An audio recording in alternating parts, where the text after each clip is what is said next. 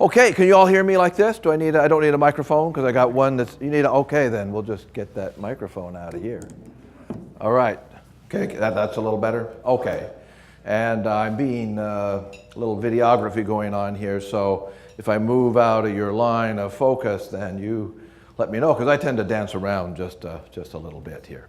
Well, it's a real pleasure to be able to come out and talk to you today.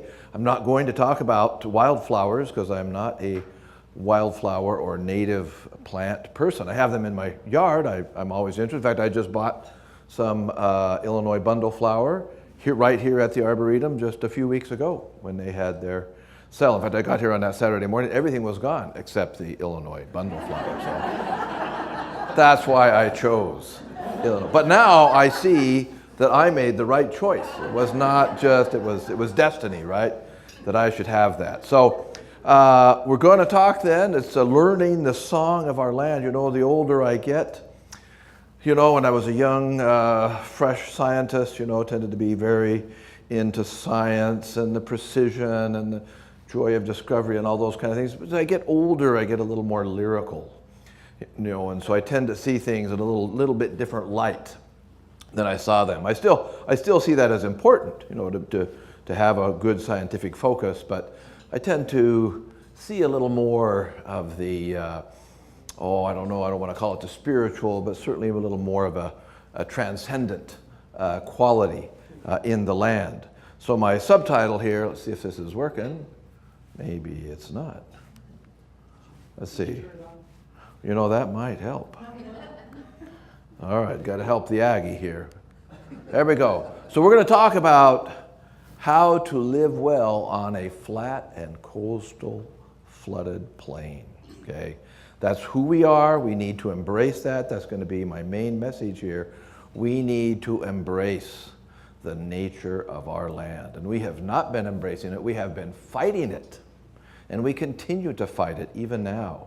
Even with the wake-up call of Harvey, we continue to fight it. Now, a friend of mine asked me yesterday, told him about this talk. He says, well, who are you going as? Who are you representing?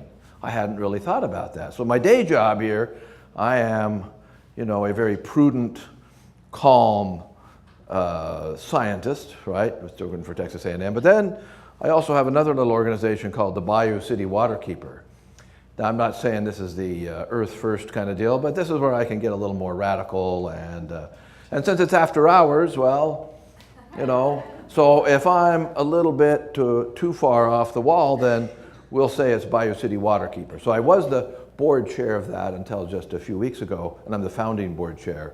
And now it's we're actually standing this organization up. So it is all about water quality as well, but it is a science and law organization. So you put lawyers and scientists together, we'll see what happens. We're expecting good things. But over here, we're mainly scientists at work.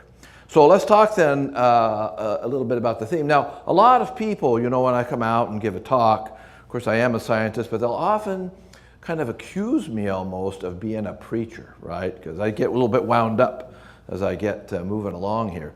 So since people do that, you know, a preacher, we always start with a scripture, right? So let us read the word here.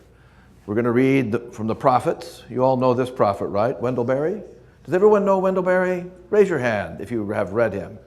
There are too many people here who have not read Wendell Berry. All right, who's in charge of this outfit here? You all need to read Wendell Berry, right? Wendell Berry is a prophet for our time. I'm not kidding here. This guy speaks the words we need to hear. So we're going to read some of his words right here to get us going. If we are to protect the world's multitude of places and creatures, then we must know them, not just conceptually, but imaginatively as well. This is that more transcendent kind of idea that they must be pictured in the mind and in memory.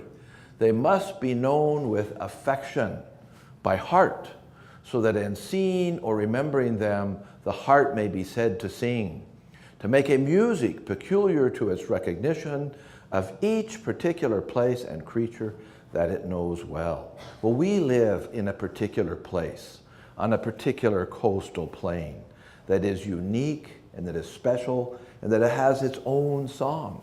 Now, it's not like the Garden of the Gods up in Colorado or Mount McKinley or something like that, right? People tend to see that. We live on this flat area, right? And unless you get out on the prairies, you know, you think you're on the ocean out there, right? You need to get that feel for it, to see the waving grass and to see those little nuances, the little potholes, the little mima mounds, and feel those and come to sing that song and learn about our forests, our prairies, our floodplains, the whole thing. Because when we don't know, when we're ignorant of it, how are we going to figure out how to live on this land? So I'm talking about singing this song today. I'm not going to make you sing it, but that's exactly the kind of thoughtfulness we need to have here. So when we talk about the issues here that we're facing, and really certainly most of my talk today is a reaction to Harvey. Because just like for you, Harvey for me was a definite game changer in thinking about flooding and thinking about how we handle flooding. And I'm going to focus most of my talk on, again, this learning to sing this song of our natural areas and how we can focus on these areas. So a question that comes up when you live in a place like Houston, well, is there anything even left that's worth preserving, that's worth talking about? Because everywhere you drive, it's some big new freeway going in, and once a road comes in, development follows for sure, right? You go up Highway 99, the Grand Parkway, up around Tomball now. There's strip malls, there's big subdivisions all over the place. So this photo is probably 10 years old. This is Beltway 8 up in the north east corner. There's Lake Houston. So this is all built out now. There's a little bit of this left. This is Flood Control's Greens Bayou area here. You can kind of see the wetlands going through there. So stuff is going pretty quick. And we got 4 million people coming, right, in the next 20, 30 years.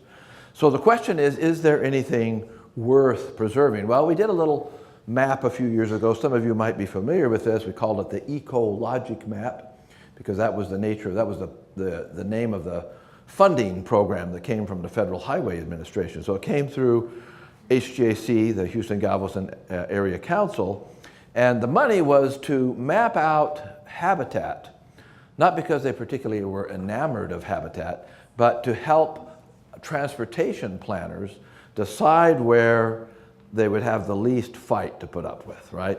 So they knew, well, if we can maybe somehow skirt some of this stuff, then our life will be easier. So that was good enough for us. We were happy to do that. So we worked with HGAC, and we mapped all these areas out, mainly using aerial photographs. See what the next one coming up. So you can look on these on the aerial photographs.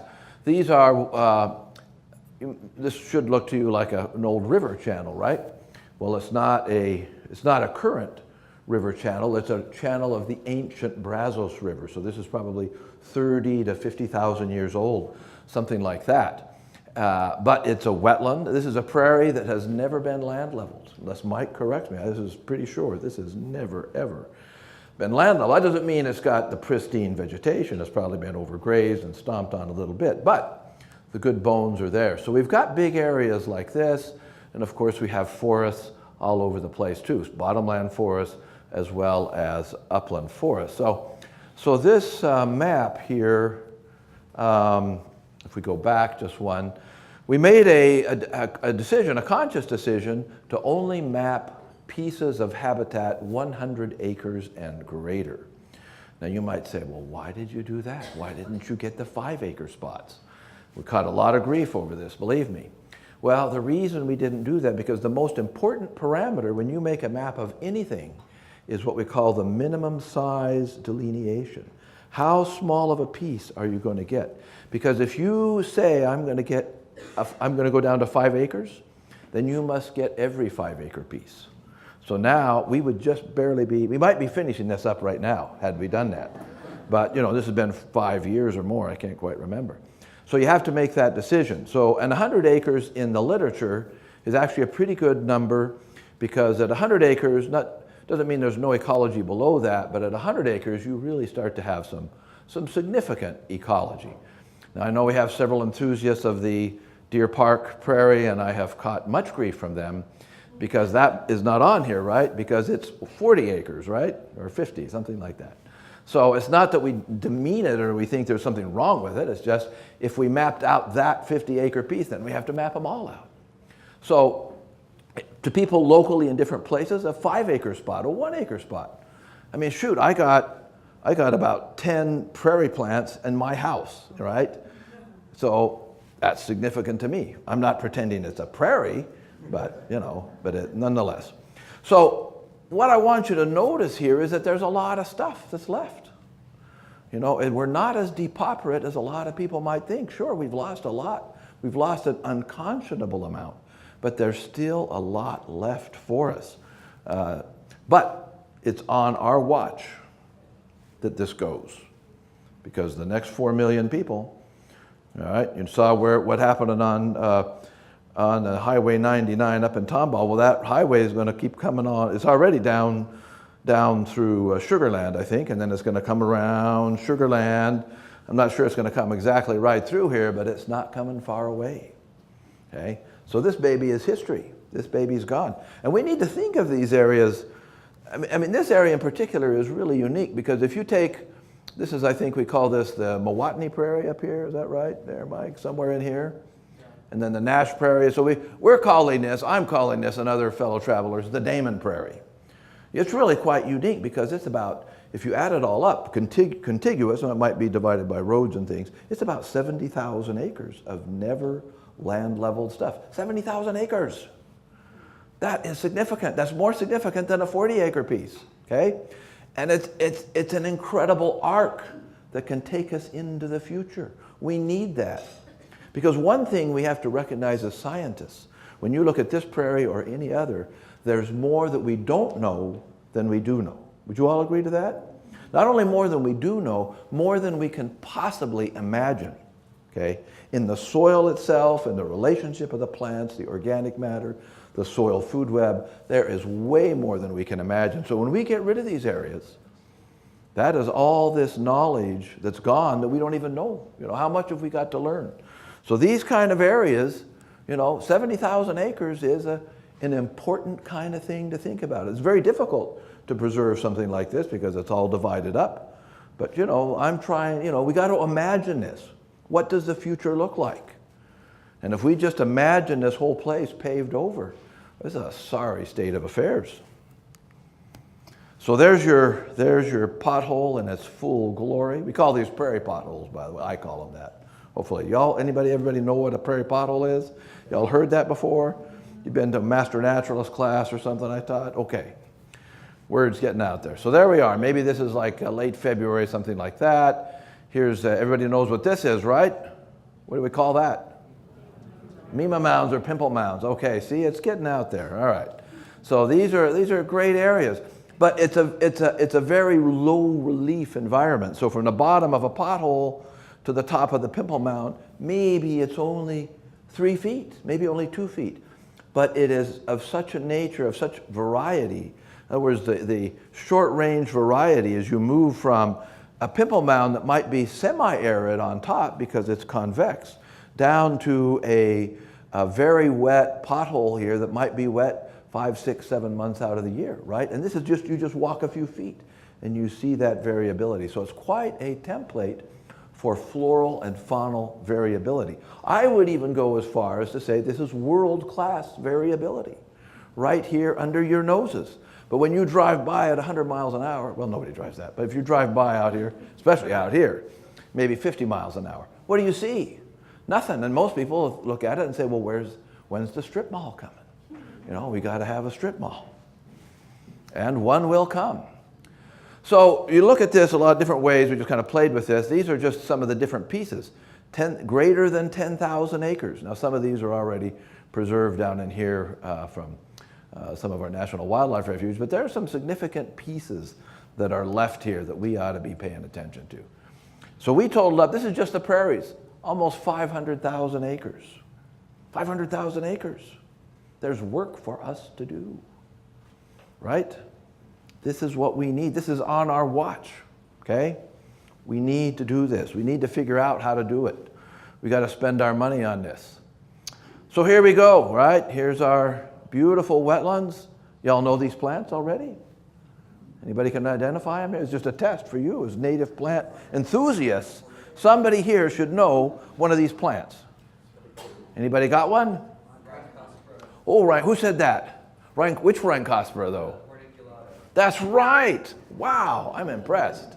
That's right. And this is actually, you know, I'm a dirt boy. I'm a soil scientist. I am not a plant person, but I'm really fascinated by plants and by ecology. So this is one of those, I can't remember, you know, you got the K and the L species, right? Depending on if they're, you know, if they're sort of disturbance species that take advantage of an opening versus more stable ones. You know what I'm talking about, Mike? It's been a long time, hasn't it? Okay, well, which is the R and which is the K? The K is the stable one, the R is the one that reproduces fast. Okay, this is K. This is K stuff here. That means it's okay. Okay, so that means this is a stable guy, right? This is actually one of the best potholes in the whole area. This is down in League City. It's named after some person that you might know, Dick Benoit. How many people know Dick Benoit? Okay, the champion master naturalist of all time. You know, he's probably volunteering in his sleep even now, right? He just, you know, he doesn't get out there too much anymore, but he's just a super volunteer. So this is named after him. This is the Dick Benoit Prairie. And this part's protected, but you can see that there are some houses on the edge. So what do these guys do for us here? So this is leading me into the kind of the what for and what we got to do here in terms of living well on this flat coastal floodplain. So we know wetlands do a lot of things. We're not going to talk about all the things we do, but we know that they do retain some water, right? In fact, you can see it. You can see it right here, right? There's water in there. So these guys are depressions on the landscapes, okay? And they retain that water. So that water flows down here, and if there's too much, well, then we start to get floods that look like this. However, this is Harvey. So I have had to come to a reckoning on this, right? Because Harvey is a different animal here. Harvey means that all bets are off, right? Now, do you think that we should consider Harvey the new normal? I think so. And we would be prudent if we considered it the new normal, wouldn't we, right? Maybe that won't happen again for 100 years. I would be surprised if we didn't get another one in 100 years. Certainly we're going to get Tax Day, Memorial Day. We're going to get those kind of floods. And those floods, Tax Day, if you were in that one, is just like Harvey, except it was a much more limited area. So here's the deal with both wetlands and as well with our man-made infrastructure. If you just sort of do a back of the envelope calculation on the number of wetlands that we have out there and the volume, it only would take it would take at most maybe 5% of what Harvey has to throw at us. That's all it could do. But even our our man-made system of the detention basins and all the conveyance you see, and even including the big reservoirs, at best it's getting 10 to 15%, okay? They didn't design that for a Harvey. Unless I'm mistaken here, Steve, did they design for a Harvey? I don't think they did. No comment. Whoa. It's okay, we're fellow travelers here. I won't tell them who you work for, no. But that's about it. I actually sort of verified those numbers with some of the flood control people. That's about it. But we designed for a 100-year storm. Well, what's a Harvey? Well, nobody quite knows. We hear stuff, some people will say, it's an 80,000-year storm, or it's a 50,000. Well, who knows? How about it's just a big freaking storm, okay? It's the BFS. It's the BFS that should maybe be our new normal. So if that's true, okay, we need to rethink a little bit some of our green infrastructure here, okay? And I'm even including the things like bioswales. Y'all work in what we call green stormwater infrastructure, low impact development, like pervious pavement, all of that stuff. Good stuff to do. But for a Harvey, for flood water detention, forget it. Ain't gonna do nothing. It's not gonna make much of a difference. Okay, so you got 36 inches fell, well maybe it's gonna take a 3 or something out of there. So that hurt me to think about that because I've been a wetland person all my life and I'm thinking, well, hey, wetlands are gonna save us. They still are. And we need wetlands for a variety of reasons. We need them. Wetlands, we can't live without wetlands because they clean the water. So if we destroy all the wetlands, we got more pollution and less fishing, right? Because that water goes down into Galveston Bay and we end up in trouble. So we need to be thinking about flooding here a little bit differently. And what we have to do, we have to embrace the fact that it floods, okay? We are not going to get away from that fact. What we need to recognize, and people have been saying this, but not as much as we should, well, the only thing we can control are the impacts of the flooding. We cannot control flooding. It's just always going to be that way. In fact, Mike Talbot from the Harris County Flood Control Department told me once that was a badly named department. They should have called it the Flood Management Department or something like that. Because we live a very flat area, and then we have the most intense rainfall in the United States. I don't know if you realize that. If you look at a graphic of where, you compare Washington State, they get excited if they get a 2-inch drizzle. Oh my goodness, what's gonna, but we get it coming down hard. So Harvey, a lot of people say Harvey was they like to say, well, that was the worst storm. Well, for 4 days, but we also have the record for the single day, right? Anybody know where that hit? Alvin. Okay, you must be from around there. Okay, that's right. One of the houses that it... Boom, yeah. So you got 40 inches fell out of the sky in 1 day. Where I live, we got 35. And 35 is the average for Harris County in 4 days, which is pretty big deal. But Claudette got them in one big deal. So I think we need to rethink these floodplains as a green infrastructure here. And so in this particular picture, nobody's getting hurt compared to this one, right? These people in Channel 11, they were a little bit messed up there. But if you take those guys out, they had to move away, right? They went somewhere else. They figured out, don't get so close. But most of these folks, these guys living up here, they're doing fine. They can't go out and play in there, but that's okay. So what I am saying here is that we need to reconsider the floodplains. And when I say floodplains, I'm talking about what we call the geomorphic floodplain, okay? So all rivers have floodplains. All rivers flood. And when rivers are running around on the landscape, especially on the flat lands here, they tend to meander back and forth. And they're scraping out a valley as they go along, right? And it's an indenture, right, in the surface of the earth. So there's the floodplain, and then you've got these adjacent areas up here. The floodplains fill up. What we have been doing, our whole flood control management paradigm is, let's reduce this. Let's make this floodplain smaller. What I'm telling you is, no, leave it alone. Let it be, because nature knows best. Now, I'm not saying we don't have to deal with nature and make things easy for us. We're always going to have drainage. Nobody can live up even here on flat ground. When the first settlers came in, they put in drainage, right? You can't put a house in. You got to have drainage. They'd put a W ditch out on the prairie. They were farming, because water is going to stand, okay? But water up here and standing from a storm is not the same as having 4, 5, 6, 7 feet in a riparian flood zone. So this is our map here of Harris County. Sorry, other people from other counties, I didn't bring one for you.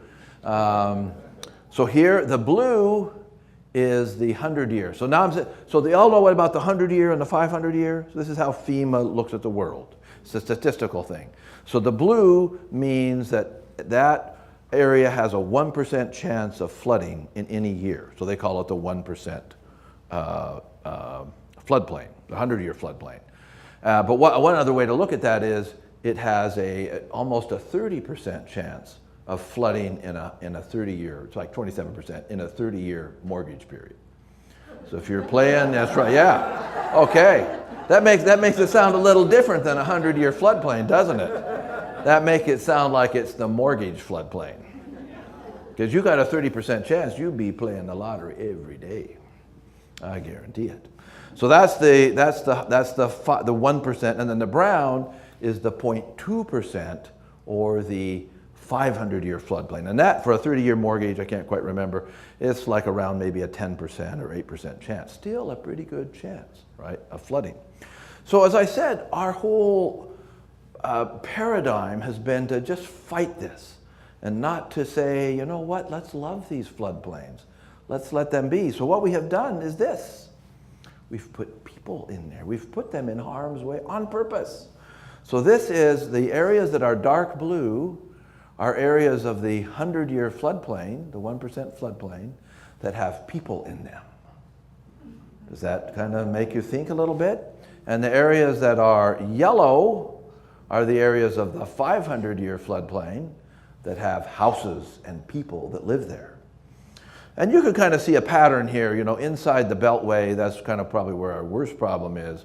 Once we get out here, you know, you've still got, you know, we have a little bit more of floodplain available to us here, but we're encroaching on it, right, everywhere, and certainly encroaching in the 500-year floodplain. So you've heard, of course, that the City of Houston and I think Harris County have decided that the new standard will be 500-year floodplain and we'll add 2 feet on top of that. Now that's significant because I've been saying that for a long time, and if I'd have said this last year, people would have been laughing, oh, that's a nice idea.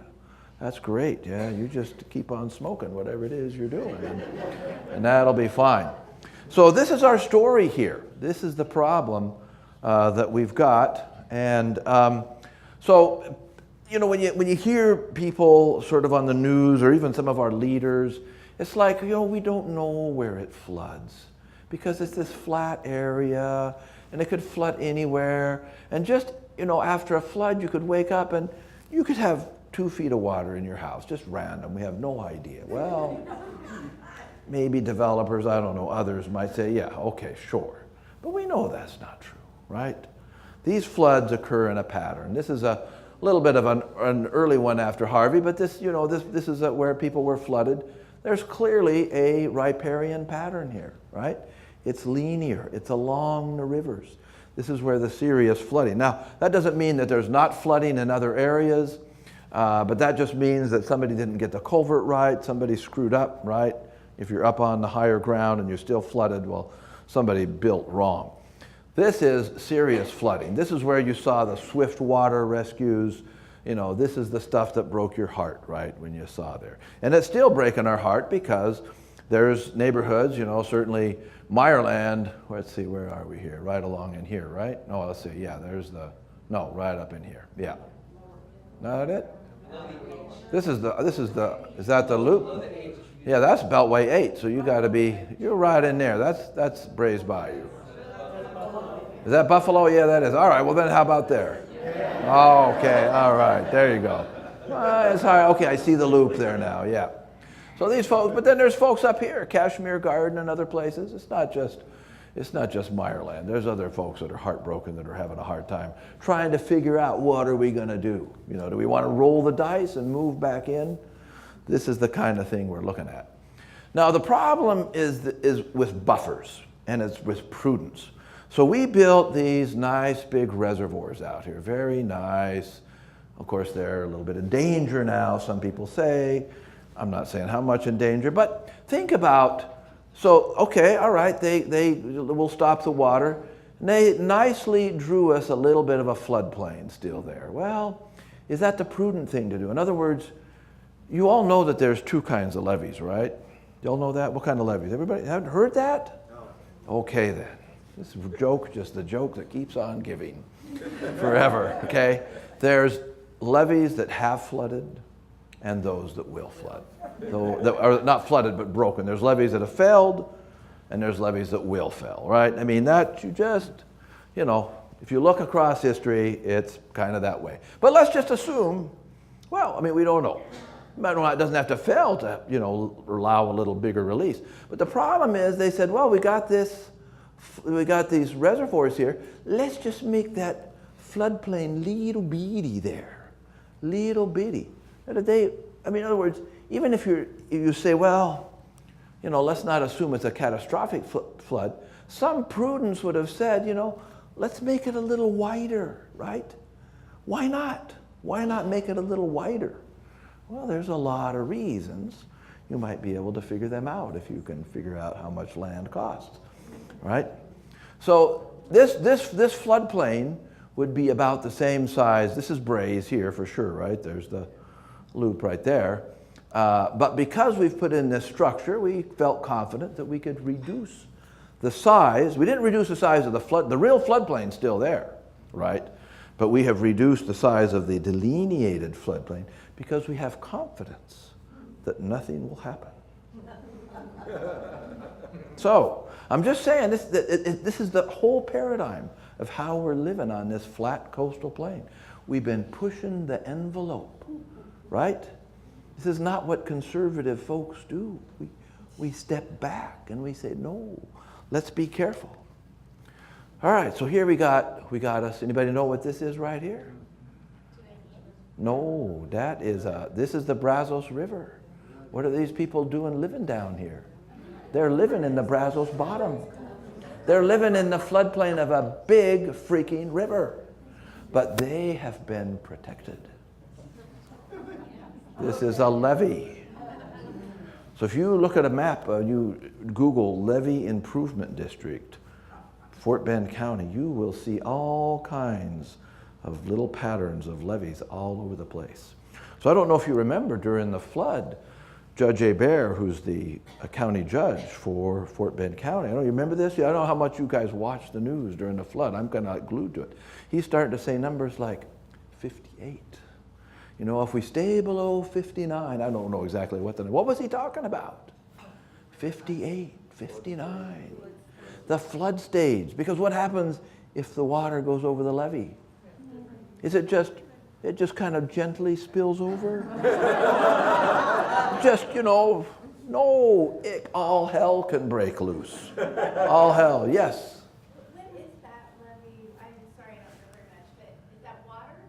Yes, well, yeah, there's probably a little water. This is probably the levee itself, and then it's got a little ditch to kind of keep things drained. But that whole thing there is a big levee. And it's got walls on either side? Well, there's different ways to build levees. Sometimes they'll have metal things stuck in there. Sometimes it's just an earthen embankment, like our big reservoirs are, the big store, you know, the Addicks and the Barker are. So we call this a moral hazard. You all know what a moral hazard is?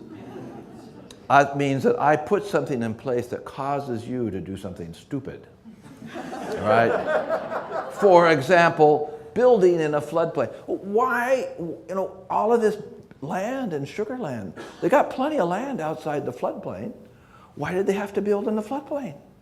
Why would you build there when you have to build a big levee and there's all this other land that's up above? Well, I mean, I don't know. I don't want to say. I mean, but if you look at the land, how much land costs? I don't know. Maybe there could be a relationship. You tell me, okay? So when we think then about resilience and how well we're going to, so this is built on the idea of engineering resilience. We're going to engineer our way here. We're going to fix it. Don't you worry none. Don't you? And most of these people, they weren't worried because they were told, oh, you're protected. Don't worry. So that's engineering resilience. What we need to be thinking about is ecological resilience because we got that coming and going, okay? If we just learn to appreciate our land and think about it a little more. Engineering resilience is built on the idea of fail safe. Okay, you know what fail safe means, right? That means if it fails, you are not safe. Okay? That's what that means. Okay, so we gotta be, over here, it's called safe fail. Safe fail means the river floods. And we're gonna be standing way out here somewhere.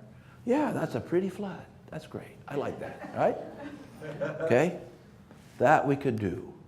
So here's just kind of pulled this off the internet, a kind of a standard. So this would be making a slice through a floodplain, right? So we would be looking in, you know, the water would be coming this way. This would be the channel, and then we've got these areas. In this area, we're a little more, we're not quite so, quite such a slope. It's a few of our places, but mainly we're more like this. So we've got, you know, our FEMA base flood elevation.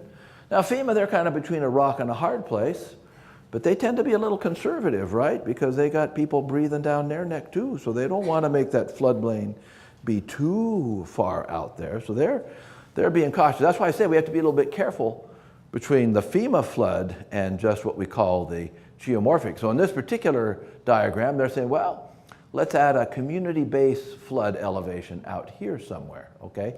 Now in the jargon, in the disaster world, we got a term for this. It's called freeboard. Have you ever heard of this term, freeboard? Freeboard, any nautical people here? No sailboaters? What's freeboard? Extra space. It's the extra stuff, that's right. If you don't got no freeboard, you're gonna be you just bend a little bit, you're in trouble, right? So freeboard in a sailboat, that's the area of the boat that sits above the water. You want some freeboard if you don't have freeboard. So in the flood world, we call that freeboard. You add some stuff here, right?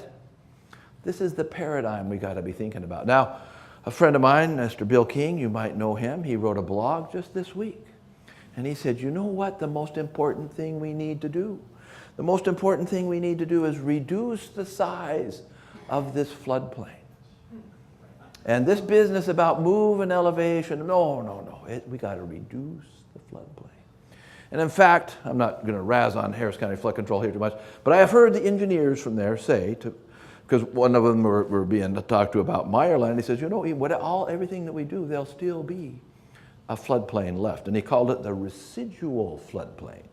You are always going to have a residual floodplain. Why are we fighting this? Why don't we just let it be? So here's got a paradigm. I like these metaphors here. This is the metaphor.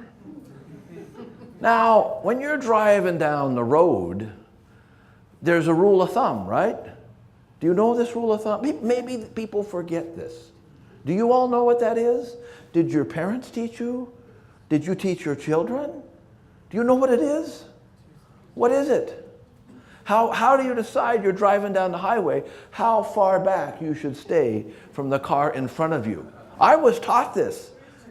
What? 1 car length per 10 miles. They have to make it so an Aggie can understand. Now, we might have a problem with depth perception, so maybe we can't quite see. This is called prudence, right? So if you want to be careful, that's what I tell my kids. I don't want, teenage kids. I tell them 20 car lengths. You do not want them to be going crazy out there. So when we're building down here, this is us. So it's like telling you, well, let's get in the car with this guy. Don't worry, because we don't need no buffer zone. We'll just follow we don't even need a car length. Just get right behind him because he's not going to have a crash. It's not going to happen, right? I mean, does this sort of make this makes sense to me? Okay. Again, we don't part of that. There's for us to leave all this open, if your whole life is about making money, then we have made your life miserable to tell you, don't build there, right? Don't build there. So, this is no car lengths down here. We need to be way up here. And in fact, if we really embrace how we ought to be building, we shouldn't even be building slab on grade, right? That is a crazy thing to be doing. We should be building, right, pier and beam. And if people up here, especially up in here, now you're building on pier and beam down here, I'm sorry, I ain't gonna help you, right? Okay, but if you're up in here and you get a 2-foot flood, not a problem, right? Not a problem. And it's important for another reason. By the way, if you have to stop me, if I just could get, I don't know when I'll stop, so, they don't call me the Nobel lecturer for nothing. So, I don't see anybody waving a sign. We'll just keep on going. All right, so let's see, what else was I going to talk about? So this is to remind me to talk about. So what this means then, if we're going to really live well here, eventually these areas need to be free. We need to reclaim these guys. That means buyouts, right? Buyouts is not a simple thing. It's a very difficult thing. It's a very expensive thing.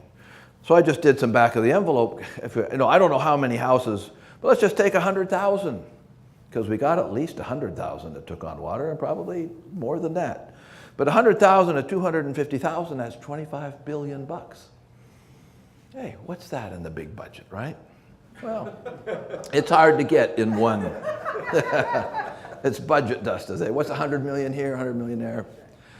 Well, yeah, it's a lot of money, but there's nothing that says we have to do this all next year. What if we took this vision and we said, in 50 years, let's reclaim all of these areas? But we have to make it a priority. This is not the priority. We heard about that a little bit early on. Now it's all, well, we got to build the third reservoir. We got to add this, that conveyance. We got to put more detention in.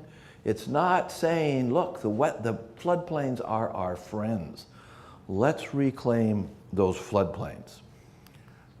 What was I going to put here? So we have a little paradigm we use. I'll just go through this quickly in some of the community workshops that we deal with in terms of dealing with floodplains. I mean, the first thing we can do, of course, is elevate our houses.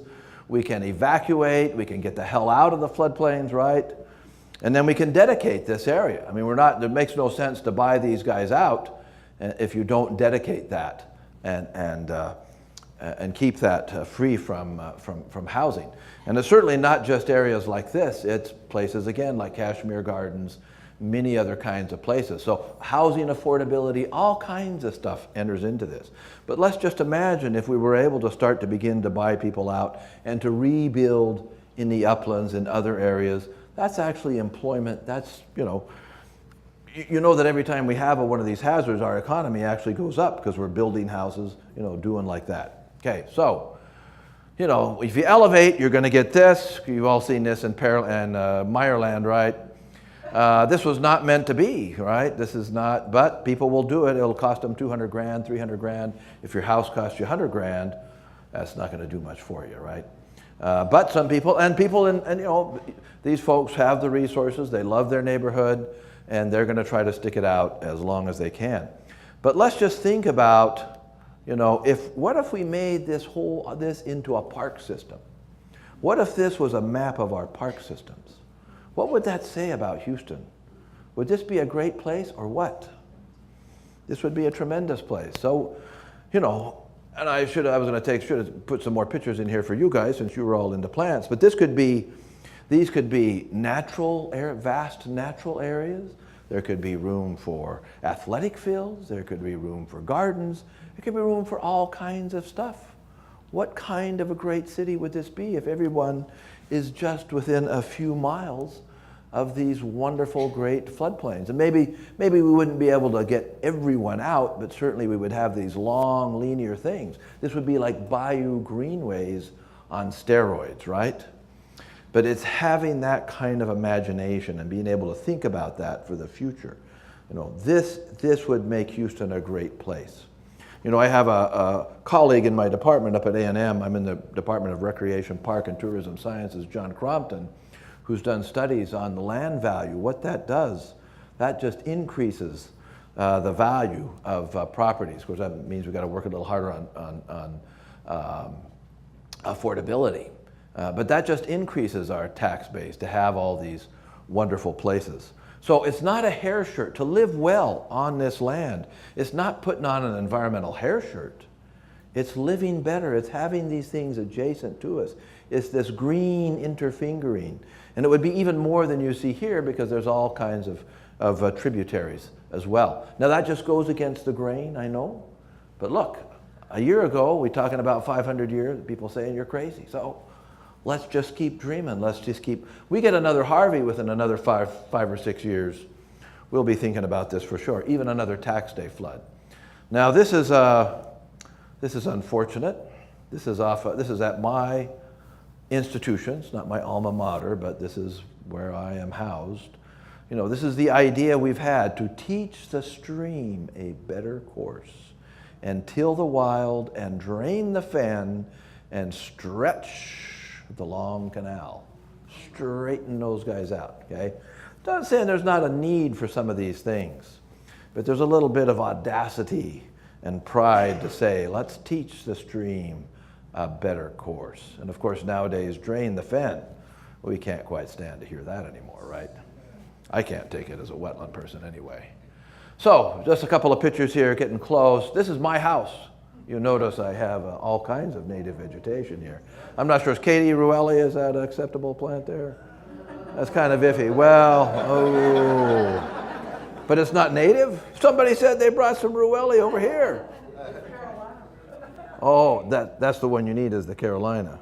All right, well, I'll start ripping this out then. Put it in there. But you can't quite see it, but I do have a little patch of gamma grass, Indian grass, you know.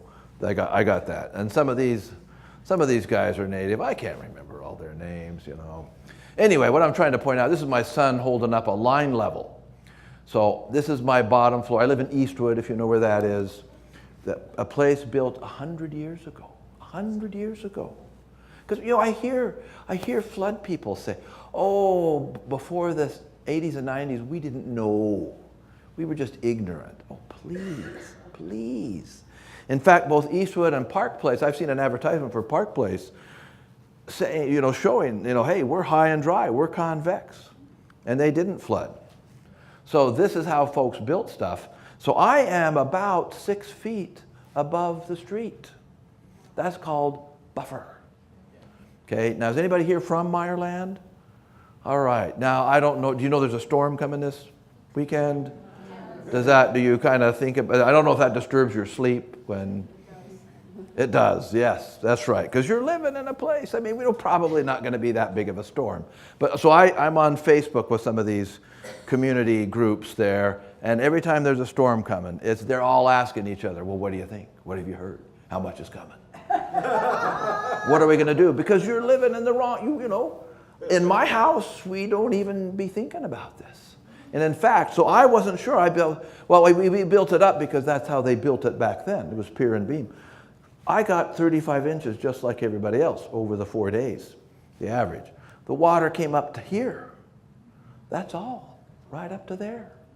Okay, so I got extra. Now I could do the Claudette in 1 day, but even 40 inches in 1 day, because we're a little bit convex, it's not gonna, I'm still, 40 inches, even if it stayed 40 inches, it's not gonna get into my house. So there's a fun little deal you can do on Google Earth. If you can draw a line on Google Earth, and then you go over in the menu over here, and you can say, I want to see the topography of that line. Very instructive to just run around town and kind of see the lay of the land. This is me. This is where I live. This is about Lockwood. Well, Lockwood's right there, but you know, this is the East End. Many of you might have heard about. So Eastwood is right in there. So there's Buffalo Bayou there and Brays Bayou over here. Now you can just kind of barely see, you know, but it's actually convex. So convex means like this, right? Convex is good when you live on a flat coastal plain. In fact, just a little bit convex is great.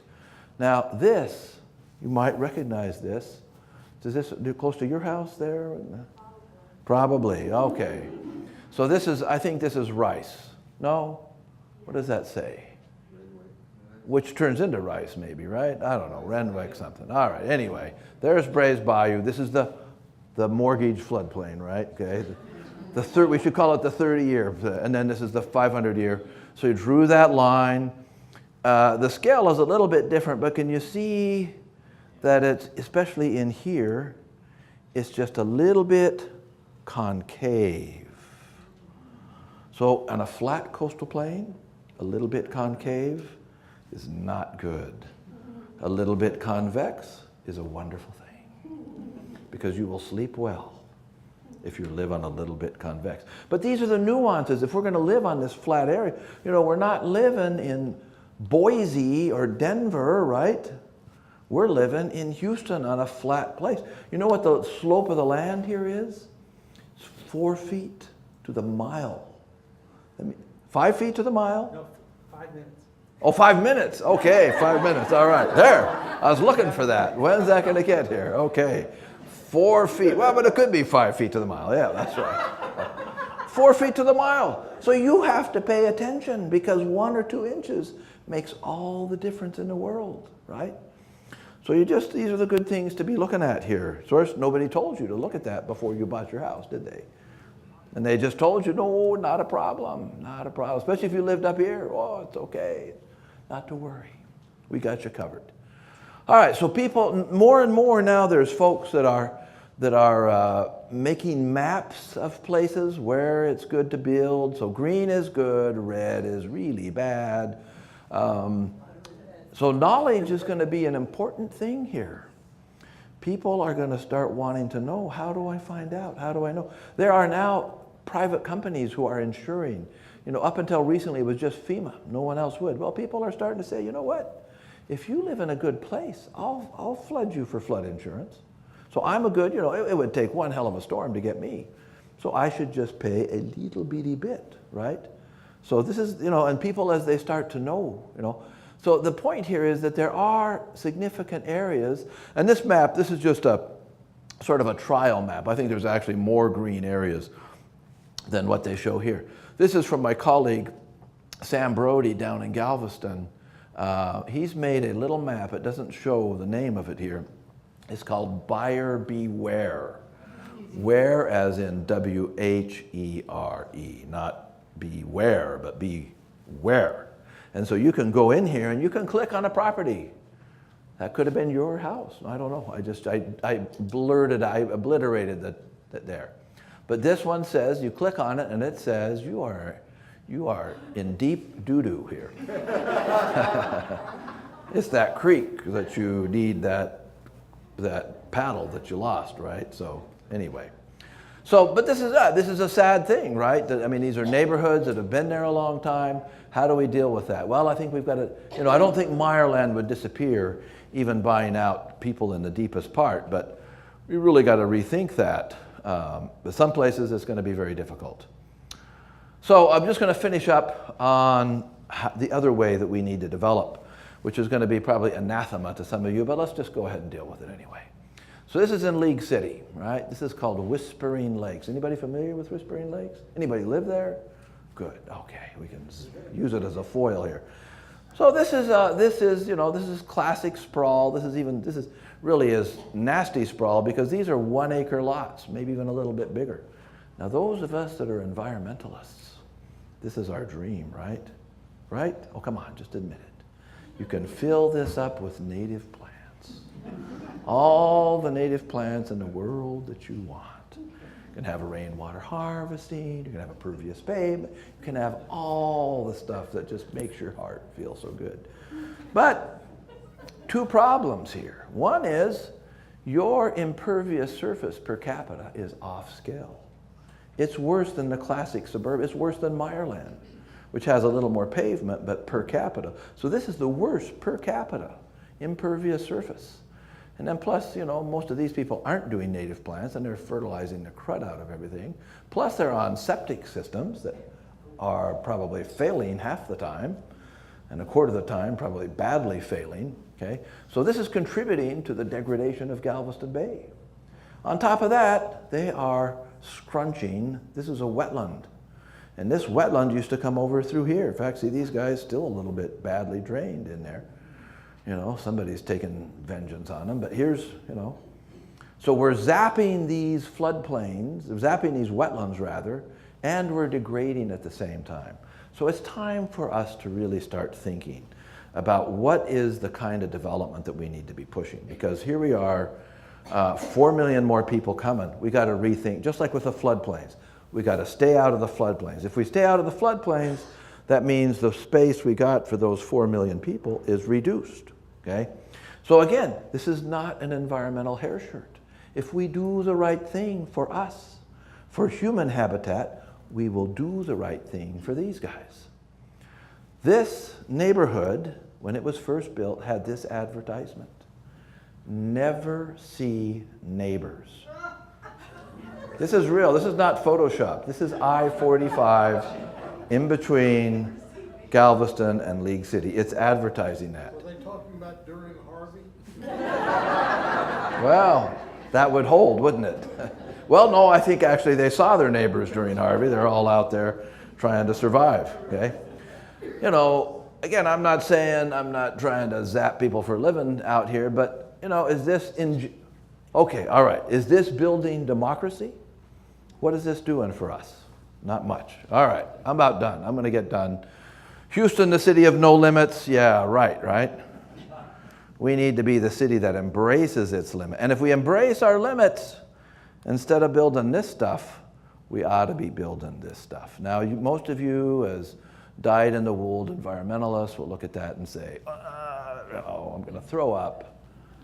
These people get the prize for the prairie. This is prairie-friendly and development, right? Whispering Lakes is not prairie-friendly. So we got to be thinking about this. It doesn't mean we can't love the prairie. Let's go visit the prairie on its terms. You know, as environmentalists, half the time we want to be the last ones in. Oh, I'm going to put my house on the prairie. Shut the door. I don't want anybody else coming out here. I want it all for me. So we got to get around that. Here, I'm going to skip through that. This was a competition we entered. That takes too long. Okay, how many of you would actually, if I said, we'll give you a house here, here's a choice. These are like 50, maybe even 30-foot lots. Who would want to live in a place like that? Anybody here? There's a few of you. Okay, you're supposed to raise your hand because, okay. Well, what if around the block you had this? Just around the corners, coffee shops, bookstores. Now how many of you would want to live? Yeah, more of you, but some of you are die-hard. You're not going to go, right? That's okay. But we got to realize that we need to bring this. This is the last slide with 4 parts. No, it's just one slide. Okay. So you all are interested more in this part, of course, reclaim floodplains and wetlands. That is a task before us. There's no question about it. We've got to do that. But to me, how we live in this flat coastal plain is critical too. Not just if we stay dry, but if we rebuild the civic architecture of democracy. That's what's going to make our city great, and it's going to build on the diversity that we have. So we need the diversity. There's a natural diversity out here, and there's a human diversity here. We need to maximize both of those kinds of diversity. Suburban, low-density kind of development is not getting us the kind of diversity we need here. So I think, again, both of these are joined at the hip. So please join me in fighting today. All right, thank you very much. That's not too far off.